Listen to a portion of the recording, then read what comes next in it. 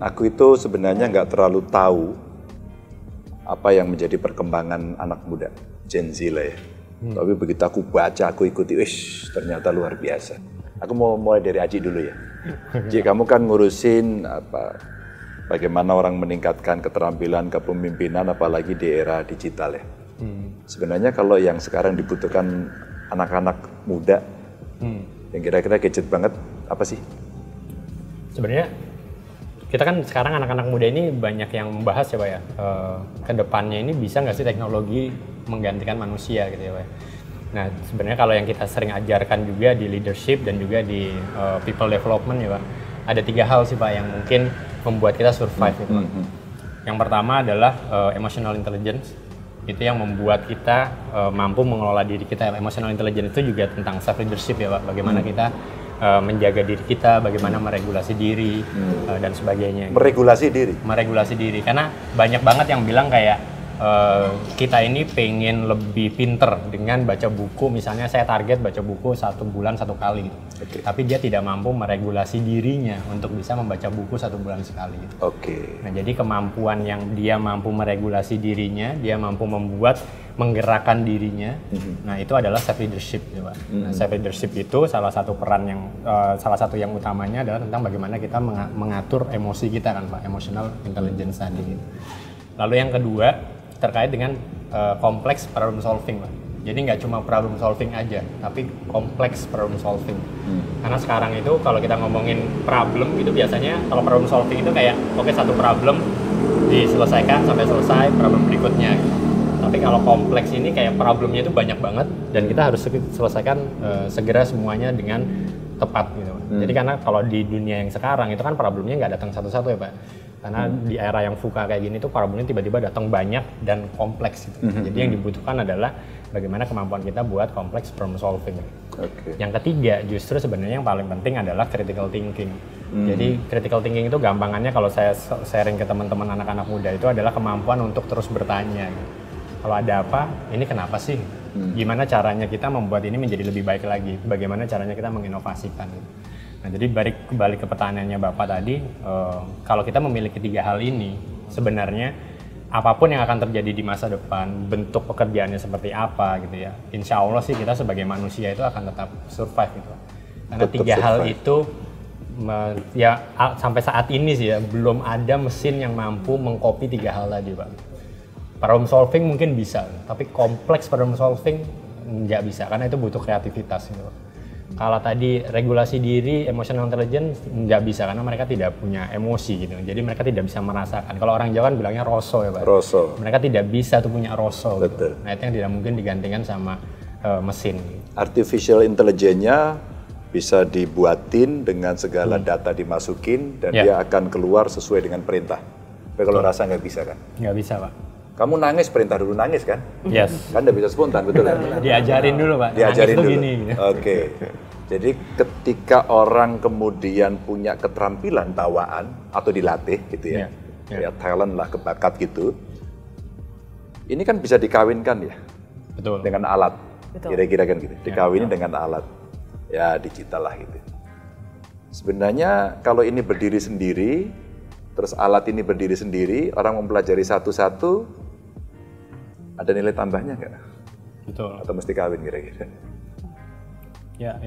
Jadi memang berpikir sistem pun itu juga manusia tuh ya Pak ya. Jadi berpikir kayak bagaimana caranya menggerakkan ini digabungkan dengan ini, karena tadi ada unsur kreativitas di situ kan, ya. Itu yang sampai saat ini sih ya Pak, belum ada engine yang bisa benar-benar kreatif gitu ya Pak ya. Mungkin nggak tahu kalau Dita mungkin dari sisi tech dia lebih ngerti gitu ya. Mungkin udah ada mesin yang bisa kreatif. Udah ada ya mesinnya? Sepertinya banyak pihak-pihak yang mencoba untuk membangun mesin seperti itu Pak. Tapi mungkin apakah kita akan melihat mesin tersebut di generasi kita, mungkin itu tanda tanya. Kayak orang mau nulis gitu ya, chat GPT gitu ya. Itu kan masukin keyword-keyword aja kan jadi sesuatu. Tapi kalau kamu mau ngelawak Dok, manfaat nggak sih alat-alat kayak gini-gini? Sebenarnya munculnya chat AI ya Pak ya. Kebetulan saya sendiri juga sebenarnya itu alumni Universitas Gadjah Mada. Ya memang belajar itu juga sebenarnya programming. Kamu kagama? Kagama saya. Anak buahku dong. Ya. Kita punya kartu yang sama. Okay. Yang tanda tangan siapa? Yang tanda tangan kebetulan saya belum ambil, Pak. Kamu sekolah apa dulu? Saya MIPA dulu saya, Pak. MIPA benar. Bagaimana sekolah MIPA jadinya lucu? Nah, ini ceritanya menarik sebenarnya. Ya gimana? Coba. Jadi dulu tuh dosen saya itu pernah ngasih tugas yang namanya random number generator. Tugasnya simpel tuh kan. Kita disuruh bikin sebuah software yang dimana dia tuh bisa menciptakan angka secara random yang benar-benar nggak bisa kita tebak waktu itu. Waktu itu semuanya udah mulai tuh nyari-nyari ide. Mungkin ada yang dari angin lah, suara lah, atau sembarang lah. Ternyata pas dimuncul angka bebas dari 0 sampai 10 cukup. Tapi random. Jadi nggak bisa ditebak? Nggak bisa ditebak. 303 nih. Oke, terus? Akhirnya kita semua tugas, minggu depannya semuanya ngumpulin tugasnya, semuanya gagal. Karena dibuktikan sama si dosennya itu ketika diberikan sampel yang besar, akhirnya terbentuk pattern. Jadi itu yang aku sadari. Jadi ketika kita belajar coding, sebuah sistem itu tuh mau secanggih apapun, ketika diberikan sebuah sampel number yang luar biasa besar, akan terbentuk pattern. Nah dari situ pola semua ya? Akan terbentuk pola yang akhirnya bisa ditebak jawaban dari sistem ini bakalan apa.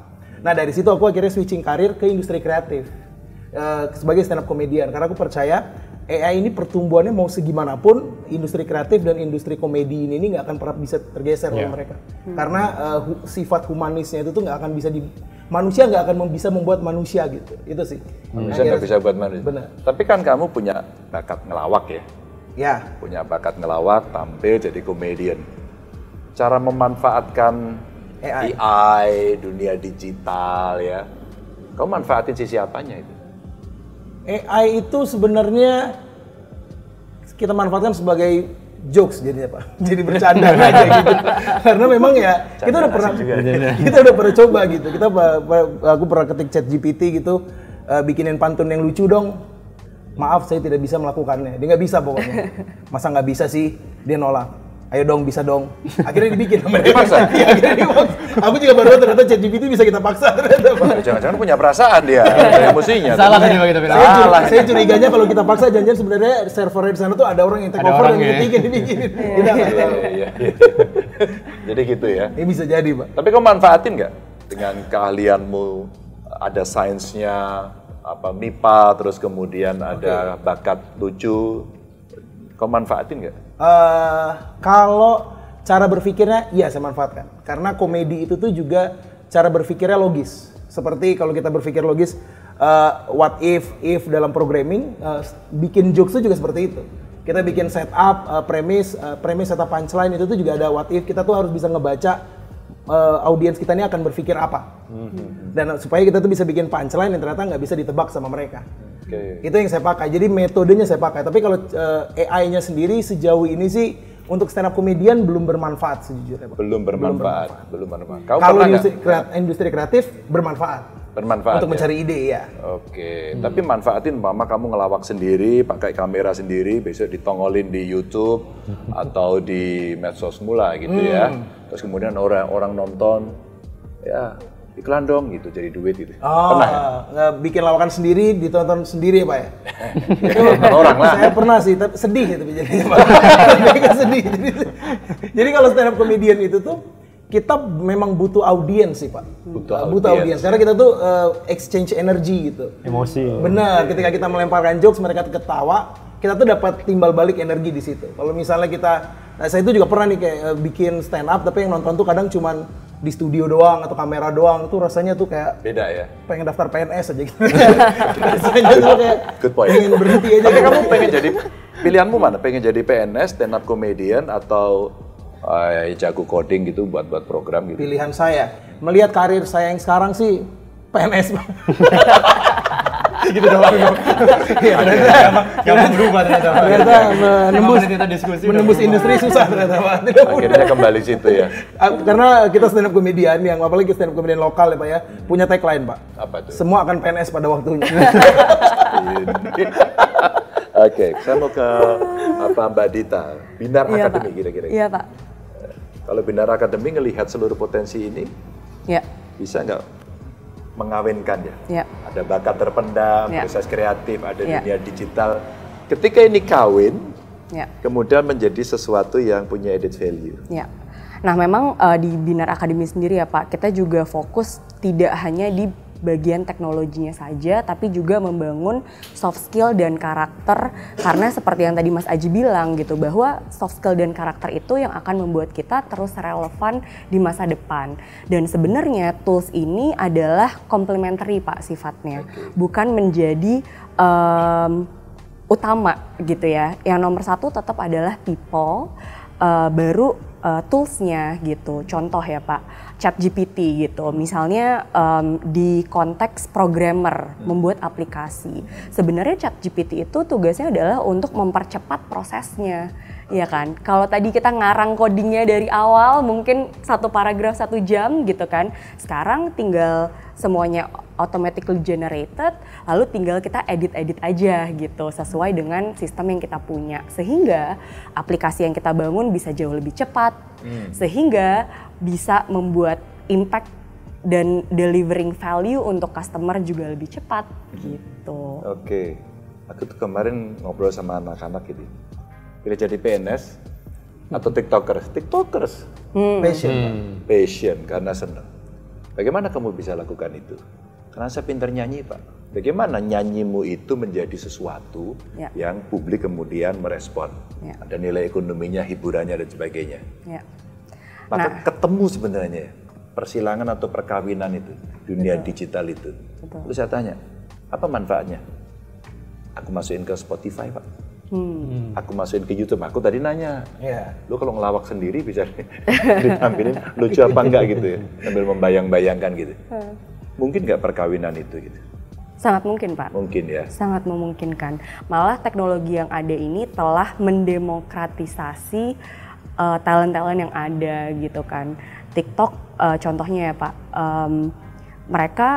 kita bisa bebas berekspresi dan siapapun kamu dari daerah manapun bisa punya kesempatan untuk menjadi besar gitu. YouTube juga sama. Justin Bieber Pak, Bapak suka dengar Justin Bieber nggak? Denger dong, Nah. tapi udah tua sekarang. Tapi berawal dari YouTube milenial, juga kan? bukan Z. Lu Z ya? Saya Lahir tahun berapa? 97. Hah? 97 Z tuh berarti. Z ya. Z perbatasan. Z perbatasan itu ya milenial coret lah itu. Iya. Saya milenial nggak diterima, Gen Z juga terlalu Baru. kurang asik. Ya, ya. Saya masih di tahap itu Pak. Ya soalnya saya nemuin sebenarnya ini ya, bakatnya dia dapat, Betul. tapi dia kebingungan. Saya bisa membuat makanan, Pak. Atau saya bisa membuat kerajinan lah ya, dia bikin. Ya. Tapi berhenti di situ. Ya. Maka ada sebenarnya kalau kita ngobrol-ngobrol model ekonomi baru. Di Apa mana? itu, Pak? Ya perkawinan antara bakat, kemudian dunia digital, dan dia ketemu. Betul. Kemudian ada added value-nya tadi. Betul. Ya. Nah, ketika kita diskusi, oh ini ekonomi baru. Betul. Waktu pandemi kemarin kita nemu, apa sih problemmu nggak bisa jualan? Jualan dong digital. Ah nggak bisa Pak. Pernah? Enggak. Oh nggak pernah. Jadi kita coba. Itu sebenarnya waktu saya buat lapak Ganjar itu. Ya. Mas sudah punya follower 5 juta, coba dipostingin dong. Ternyata followernya banyak. Hanya sekedar repost saja laku. Kemudian kita dorong ke sana. Jadi data ya ngasah apa skill tadi yang bisa yang tadi Aji sampai ini tuh. Kayaknya terkait dengan itu tuh memang sekarang itu dengan ada tadi teknologi ya itu makin memungkinkan self employed tadi kan Pak. Jadi kayak kalau dulu itu kan yang namanya kerja, mungkin kita sering ya anak-anak muda gitu kan, dulu ada joke gitu kan, ini anak nggak pernah keluar rumah tapi kok kaya gitu kan. Nah itu yang tadi dibilang ekonomi baru tadi gitu Pak. Jadi karena kita itu sekarang itu udah nggak perlu pergi ke kantor gitu. Jadi caranya nyari duit itu bukan lagi ke kantor aja. Tapi bisa dari rumah, bikin kreasi apa gitu. Jadi bener-bener bisa kayak kita itu lebih banyak di rumah tapi tetap bisa menghasilkan uang gitu. Gitu sih, dan sudah terjadi kan? Dan sudah terjadi. Ada nggak sekarang orang kerja nggak butuh kantor? kebetulan kantor kami sendiri work from anywhere, Pak. Ya. Iya, jadi bahkan tim saya ada yang di Finlandia, ada yang di New York. Work from anywhere. Work from anywhere. Work from nowhere. Nggak kerja juga ada kan? Nggak ada goib. Betul. Dan tadi juga menyambung dari Mas Aji, untuk mendapatkan pendapatan itu juga banyak cara-cara yang baru kan, Pak. Apa tuh? Dulu kita mengharapkan gaji gitu. Kalau sekarang kita YouTube banyak gitu ya, kita dapat income dari iklan gitu. Setiap kali video kita ditonton gitu, kita bisa dapat iklan gitu. Lalu dari TikTok kita rame bisa dapat juga gitu. Nah akhirnya pekerjaan-pekerjaan yang konvensional itu lama-lama berkembang juga. Pernah nggak ditanyain orang itu yang mau konseling gitu ya? Gimana sih agar kemudian bakat saya dengan dunia AI bisa bertemu dan kemudian biasa mendapatkan nilai tambah secara ekonomi, popularitas gitu kan. Sehingga saya hiduplah sebagai sebuah profesi baru yang bukan PNS, bro. Nggak harus di situ, Pak. Walaupun masih dibutuhkan, Pak, sampai sekarang juga, Pak, PNS. Oh iya dong. PNS saya semua main medsos. Akhirnya kita bisa dorong bahwa problem yang ada di lapangan itu bisa kamu cepat tangkap. Tapi pernah nggak ditanyain gitu? Sering, Pak. Biasanya rekomendasinya kayak apa itu? Pertama adalah kita harus punya self awareness dulu nih. Apa sih bakat kita gitu. Tadi mungkin menyanyi atau memasak atau stand up comedy gitu kan. Atau komentator game ada juga, Pak. Komentator game? Iya, ada. Jadi orang main game, kita tontonin, kita komentarin gitu. Laku ya? They make a lot of money. Oh iya? Like millions of dollars in a year. That's a new economy. That's a new economy. That's true. Ya. Jadi self awareness dulu, Pak. Apa sih yang unik yang belum ada di market, yang akan disukai oleh market gitu ya, dan sesuai dengan talent kita dan purpose hidup kita. Baru teknologi itulah menjadi tools untuk mengamplify purpose kita tadi. Dok, lawakan masih prospek nggak? Lawakan udah lama nggak lucu lagi.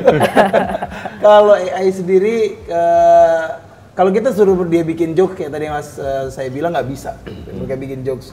Tapi ketika kita mencari data untuk menopang jokes kita, dia bisa.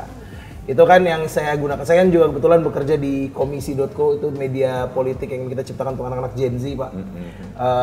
Kita juga di situ tuh setiap kali kita pengen, kan saya juga bukan orang yang backgroundnya politik. Ketika saya ingin ngebecandain politik, saya harus mencari data-data di sana pastinya. Kadang saya juga mencari Pak Ganjar juga di chat juga. Untuk dibercandain.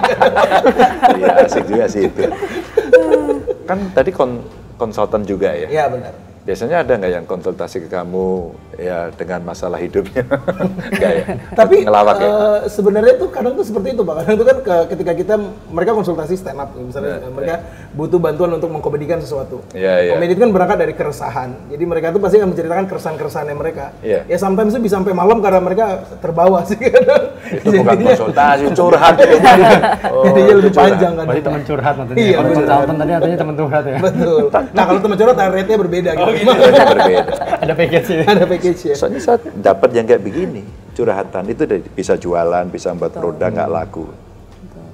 Maka saya bilang ini mesti dikawinin. Ya. Itu yang saya katakan ekonomi baru itu dikawinin. Betul. Saya buat heterospace waktu itu, kumpulan anak-anak muda yang kita nggak ngerti. Udah Pak Ganjar kasih ke saya aja, saya ngurus. Udah kita bebasin, kasih kantor, kasih teknologi dan dia kerja. Itu tadi. Orang datang bingung, bingung ketemu temennya, sama-sama orang bingung. Tapi dia punya A, ini punya B, ini punya C, dan kolaps mereka. Aduh, itu muncul sesuatu yang baru. Ya. Makanya saya bilang tadi, gimana ngasahnya, ngelatihnya, kan ilmunya tadi bener kan? Bener-bener, dan emang tadi itu berarti komunitasnya itu emang jadi penting ya Pak ya. Jadi kan memang karena tadi kita self import ini kan sendiri-sendiri gitu kan. Mungkin di stand up comedy juga ada kan komunitas. Dan komunitas ini justru yang akhirnya menghidupkan gitu, mengkoneksikan antara tadi ya kebutuhan dan juga dengan pasarnya gitu Pak. Jadi memang saling support memang. Saling support gitu. Komunitas pun itu nggak per se kayak ketemu aja gitu ya Pak. Bisa juga ketemunya online ya. Jadi ketemunya di dunia online tapi tetap berkomunitas gitu. Kalau di stand up, kalau yang biasa sering nongkrong tuh biasanya yang sepi job memang biasanya. Biasanya sih begitu ya. Kalau dia sering nongkrong. Misalnya lo ikut nongkrong, Ya, kalau misalnya yang lagi banyak job sih jarang nongkrong memang biasanya.